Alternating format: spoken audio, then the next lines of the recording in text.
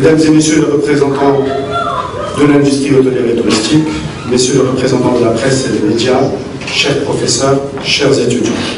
Je souhaite tout d'abord remercier, au nom de toute l'équipe de Vatel Tunis et de Hotel Management Magazine, les éminentes personnalités ici présentes.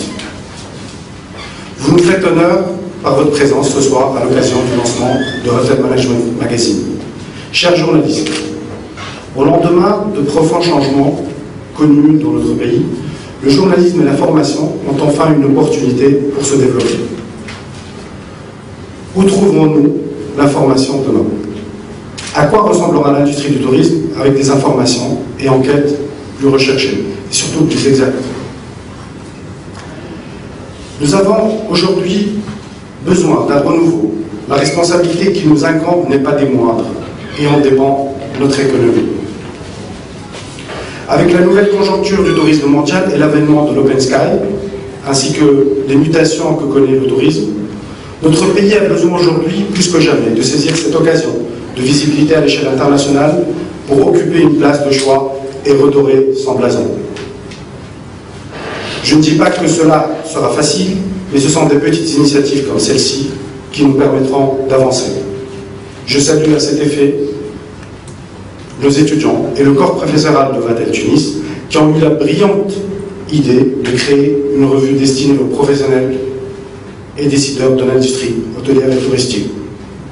Hotel Management Magazine traitera des dossiers d'actualité, des nouvelles tendances en matière de management, coaching, marketing et vente, avec un concept éditorial très original, directement lié à l'enseignement et la recherche. Études de compétitivité, analyse de marché, études de cas d'une part, et d'autre part, nous organiserons les H&M Hospitality Awards destinés aux hôtels et aux managers sous forme de compétition qui fera appel à la créativité, l'excellence, et ce, dans les normes et standards internationaux. Nous savons par ailleurs que malheureusement notre cuisine traditionnelle n'a pas été mise en valeur. Que pouvons-nous faire pour faire connaître notre patrimoine culinaire? Nous avons pensé à autre concours, celui des chefs de cuisine, pâtissiers, boulangers, avec les participations du chef Carlos qui prépare en parallèle le concours de l'Élysée et que je salue à cette occasion. Bonne chance, Carlos.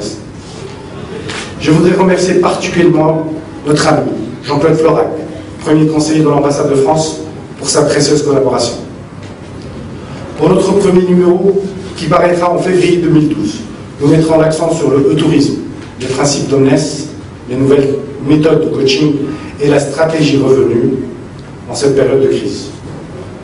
Je ne vous en dirai pas plus, mais je vous invite à découvrir ce premier numéro.